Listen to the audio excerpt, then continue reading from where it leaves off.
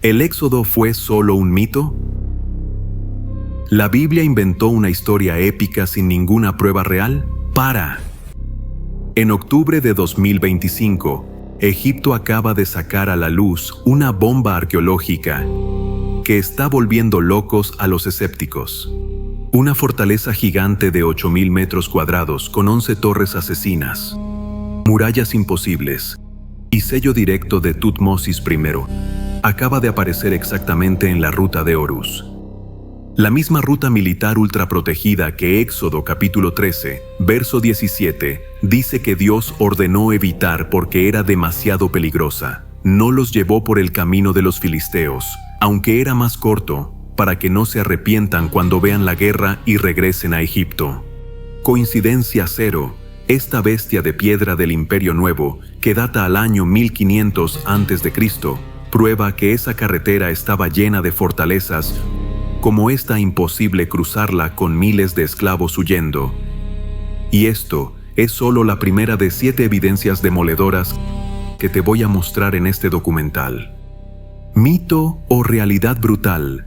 Dime ya en comentarios. ¿Crees que el Éxodo sí ocurrió? ¿O sigues pensando que es solo un cuento? No te muevas. La número 2 te va a dejar con la boca abierta.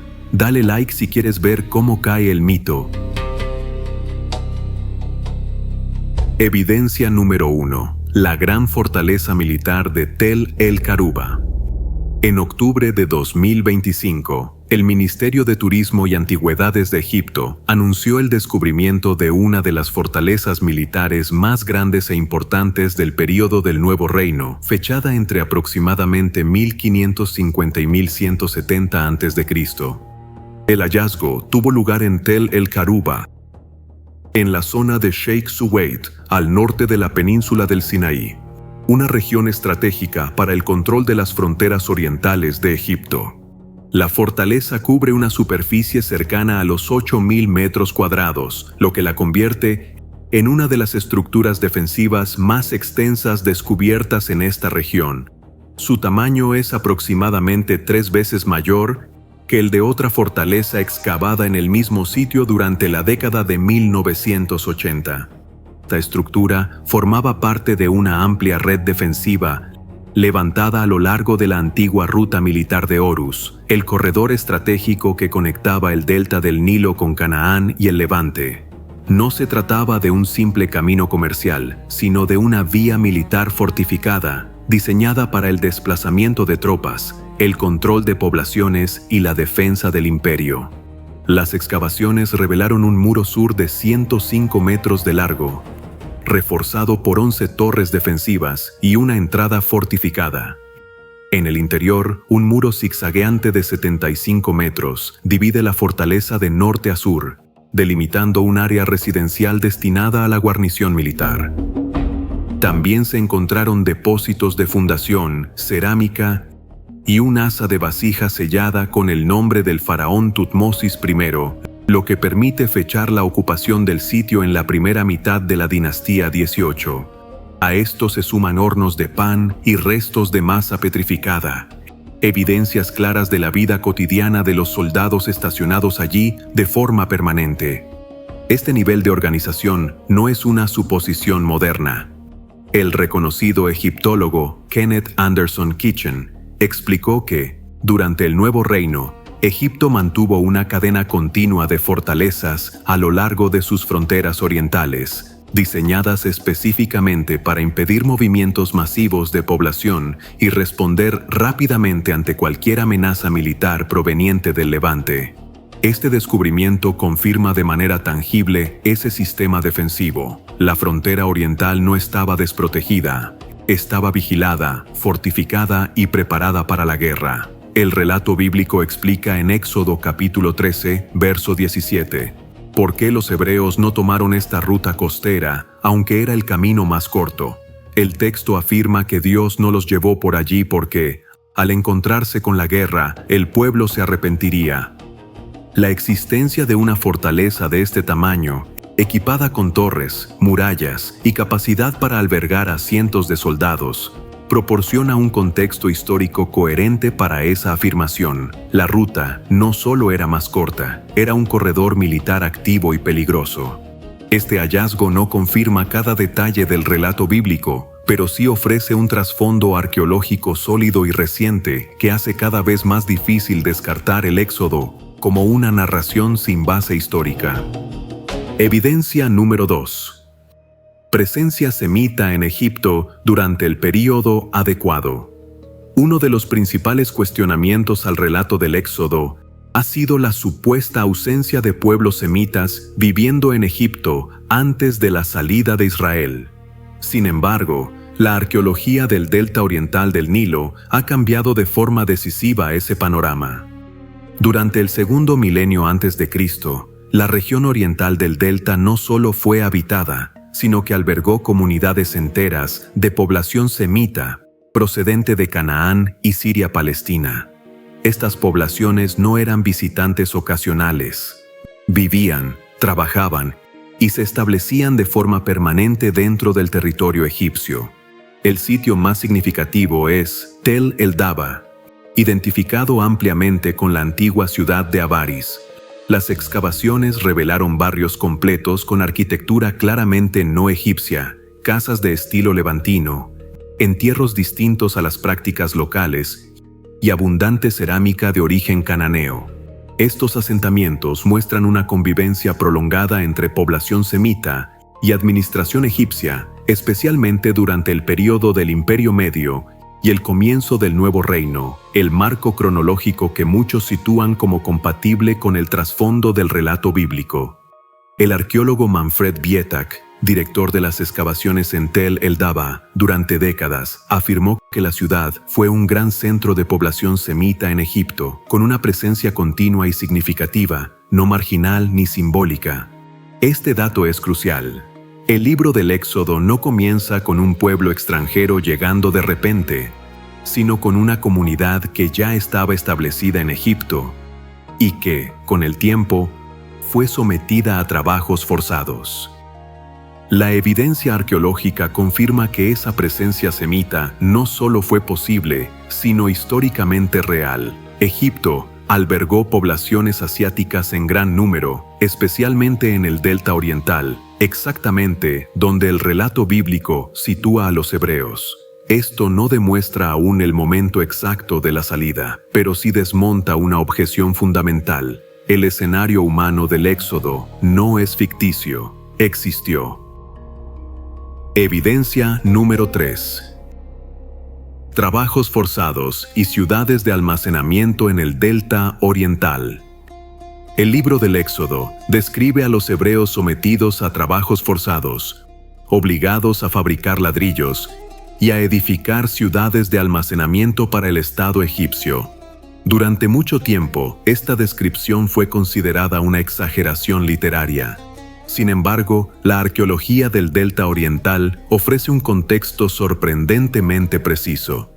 Los registros egipcios y los hallazgos materiales confirman que, durante el Imperio Medio y el Nuevo Reino, el Estado organizó extensos proyectos de construcción en el delta. Estas obras incluían fortalezas, almacenes, centros administrativos y ciudades diseñadas para el control económico y militar de la región. Las excavaciones han revelado estructuras construidas casi exclusivamente con ladrillos de adobe, muchos de ellos reforzados con paja, tal como describe el relato bíblico. En varios sitios del delta se han encontrado zonas de producción masiva de ladrillos, hornos y restos de talleres asociados a mano de obra intensiva. El texto bíblico menciona específicamente las ciudades de Pitón y Ramsés como centros de almacenamiento. Sitios como Tel el-Maskuta y la antigua Pi Ramsés en el delta oriental muestran evidencias claras de complejos administrativos y logísticos levantados para sostener el aparato estatal egipcio.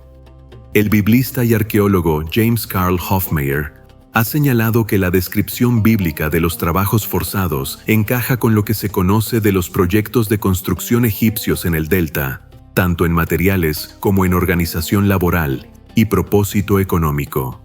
Este dato es clave. El relato del Éxodo no presenta un escenario genérico de esclavitud, sino uno muy concreto: producción de ladrillos, obras estatales y ciudades de almacenamiento en una región específica de Egipto. Ese escenario coincide con lo que la arqueología ha documentado. La imagen que emerge no es la de un mito aislado, sino la de un relato que refleja prácticas reales del mundo egipcio del segundo milenio antes de Cristo.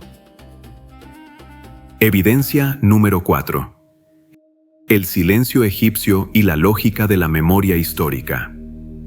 Una de las objeciones más repetidas contra el Éxodo es la ausencia de un registro egipcio que describa la salida de los hebreos o una derrota asociada a ese evento. Para algunos, este silencio equivale a una refutación histórica. Sin embargo, cuando se examina cómo funcionaba la memoria oficial en el antiguo Egipto, la objeción pierde fuerza. Los registros egipcios no eran crónicas neutrales. Eran documentos ideológicos diseñados para exaltar al faraón, legitimar su poder y presentar a Egipto como una civilización invencible. Las derrotas, las crisis internas y los fracasos militares no se celebraban ni se preservaban, se omitían, se reescribían o se borraban deliberadamente. La práctica de eliminar episodios incómodos está bien documentada. Inscripciones fueron martilladas, nombres borrados y relieves alterados cuando un evento o una figura dejaban de servir al relato oficial. La historia no se escribía para informar, sino para glorificar. El historiador y egiptólogo Donald Bruce Redford explicó que la historiografía egipcia funcionaba como propaganda estatal, donde los fracasos no tenían lugar en los monumentos oficiales. Desde esta perspectiva, la ausencia de un registro egipcio del Éxodo no resulta extraña. Es coherente con la forma en que Egipto construía su memoria. Además, el relato bíblico no describe una derrota militar convencional de Egipto en campo abierto. Describe una crisis interna, una pérdida masiva de mano de obra y un colapso moral y social provocado por una serie de eventos traumáticos. Ese tipo de acontecimientos no encajaba en el discurso triunfal del poder faraónico. El silencio, en este caso, no es evidencia de inexistencia, es evidencia de selección histórica. Cuando se entiende cómo Egipto registraba su pasado, la falta de una mención directa del Éxodo deja de ser un problema y se convierte en un dato más dentro del marco histórico. Evidencia número 5. La estela de Merneptah y la aparición histórica de Israel. En el año 1896 fue descubierta en Tebas una estela de victoria perteneciente al faraón Merneptah, hijo y sucesor de Ramsés II. Este monumento, fechado alrededor del año 1208 a.C., contiene un dato de enorme importancia histórica. En una lista de pueblos derrotados en Canaán, aparece por primera vez el nombre de Israel fuera de la Biblia. La inscripción no presenta a Israel como una ciudad ni como un territorio definido, sino como un pueblo ya establecido en la región. El determinativo jeroglífico utilizado no corresponde a un centro urbano, sino a un grupo étnico o tribal. Esto indica que Israel existía como entidad social reconocible en Canaán para finales del siglo XIII a.C.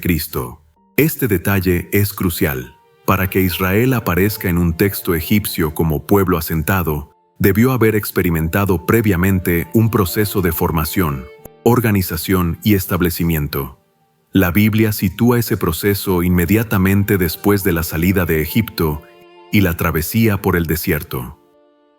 El egiptólogo James Carl Hofmeier ha señalado que la estela de Merneptah confirma la existencia temprana de Israel en Canaán y proporciona un punto de anclaje histórico externo para el relato bíblico.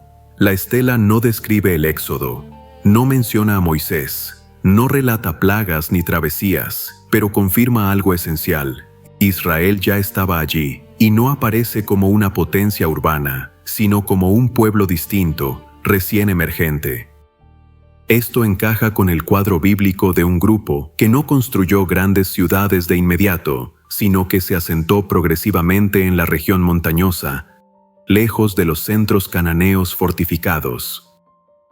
La estela de Merneptah no prueba el éxodo por sí sola, pero establece un límite histórico claro. Para finales del siglo XIII a.C., Israel ya existía como pueblo en Canaán. La pregunta ya no es si Israel apareció, sino cómo llegó hasta allí. Evidencia número 6. El patrón de asentamientos israelitas tempranos en Canaán. Si el éxodo fue un evento histórico, su consecuencia lógica no sería la aparición inmediata de grandes ciudades, sino un proceso gradual de asentamiento. Y eso es precisamente lo que revela la arqueología en Canaán durante el final de la Edad del Bronce y el inicio de la Edad del Hierro. En la región montañosa central de Canaán, lejos de las ciudades fortificadas cananeas de las llanuras, aparece de forma repentina un gran número de pequeños asentamientos rurales. No son centros urbanos, no tienen palacios, murallas monumentales ni templos estatales. Son aldeas simples, agrícolas, autosuficientes. Estas comunidades presentan rasgos distintivos, viviendas estandarizadas, conocidas como casas de 4 habitaciones, ausencia casi total de huesos de cerdo en los restos alimenticios y una cerámica funcional, sin decoración lujosa, no reflejan continuidad directa con la cultura urbana cananea previa. Este patrón no corresponde a una invasión militar clásica ni a una colonización imperial. Tampoco encaja con una evolución interna normal de las ciudades existentes. Lo que muestra es la llegada de un grupo humano con identidad propia, organización comunitaria y prácticas culturales diferenciadas. El arqueólogo Israel Finkelstein, aunque crítico de una lectura literal del Éxodo, reconoce que este cambio demográfico representa el surgimiento de una nueva población en la región montañosa durante el período adecuado. La discusión académica no gira ya en torno a si apareció un nuevo grupo, sino sobre su origen. Desde la perspectiva bíblica, este patrón encaja con un pueblo que no conquistó Canaán de forma inmediata ni centralizada, sino que se estableció progresivamente tras una experiencia formativa previa en el desierto. La arqueología no muestra una civilización nacida de la nada, sino comunidades sencillas que reflejan un proceso de transición, un pueblo que llega sin infraestructura urbana, pero con identidad definida. Esto no demuestra cada episodio del relato bíblico, pero refuerza algo esencial. Israel no surge como mito literario, surge como una realidad social detectable en el registro arqueológico. Solo queda una última pregunta. Evidencia 7.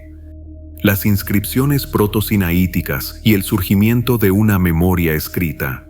Uno de los elementos más singulares del relato del Éxodo no es solo la salida de Egipto, sino lo que ocurre después. En el desierto del Sinaí, Israel no aparece únicamente como un grupo en tránsito, sino como un pueblo que recibe leyes, identidad y memoria escrita. Durante el segundo milenio antes de Cristo, en distintos puntos del Sinaí, especialmente en Serabit el-Kadim, se desarrolló un sistema de escritura rudimentario conocido como proto-sinaítico. Estas inscripciones fueron realizadas por trabajadores semitas empleados en las minas egipcias de turquesa. Este sistema es considerado por muchos investigadores como uno de los antecesores directos del alfabeto hebreo y, por extensión, de los alfabetos occidentales posteriores. A diferencia de los complejos jeroglíficos egipcios, el proto-sinaítico era simple, fonético y accesible a personas no pertenecientes a la élite escribal. Esto es clave. El Éxodo no describe a un pueblo analfabeto que improvisa su fe, sino a una comunidad que comienza a estructurar su identidad en torno a palabras, mandamientos y memoria transmitida. Un sistema de escritura sencillo y funcional encaja mejor con ese escenario que con una civilización urbana avanzada. El epigrafista William Foxwell Albright sostuvo que las inscripciones proto-sinaíticas representan la adaptación semita de la escritura egipcia por parte de trabajadores del desierto, un fenómeno cultural que encaja con un contexto como el descrito en el relato bíblico. No se trata de afirmar que estas inscripciones mencionen directamente a Moisés o narren el Éxodo. No lo hacen, pero sí evidencian algo decisivo. En el Sinaí existió una población semita capaz de escribir, registrar y transmitir ideas en un periodo compatible con el trasfondo del relato. El Éxodo presenta a Israel como un pueblo que nace en el desierto, no solo geográficamente, sino culturalmente. Un pueblo que pasa de la esclavitud a la ley, del silencio a la palabra, del trabajo forzado a la memoria colectiva. La arqueología no conserva milagros, conserva rastros humanos, y esos rastros muestran que el escenario del Éxodo no es un vacío legendario, sino un espacio habitado, trabajado y recordado. A lo largo de este documental hemos recorrido evidencias arqueológicas, datos históricos y rastros materiales independientes entre sí. Ninguno de ellos pretende imponer una creencia, pero juntos plantean una realidad difícil de ignorar. El Éxodo no aparece como un mito vacío, sino como un relato profundamente enraizado en un contexto histórico real. Un mundo con rutas militares fortificadas, poblaciones semitas documentadas, trabajos forzados, silencios oficiales, pueblos emergentes y memoria escrita, naciendo en el desierto. La arqueología no confirma milagros, confirma escenarios. Y el escenario del Éxodo existió. Tal vez nunca conozcamos cada detalle, pero negar su trasfondo histórico hoy resulta cada vez más difícil. Si este documental te ayudó a pensar, a cuestionar o a mirar la Biblia con mayor profundidad, te invito a suscribirte al canal. Aquí exploramos la historia, la arqueología y la fe sin sensacionalismo, con respeto por la evidencia y por la inteligencia del espectador. Comparte este video, deja tu comentario, la conversación continúa, porque todavía hay muchas historias enterradas bajo la arena y apenas estamos empezando a escucharlas.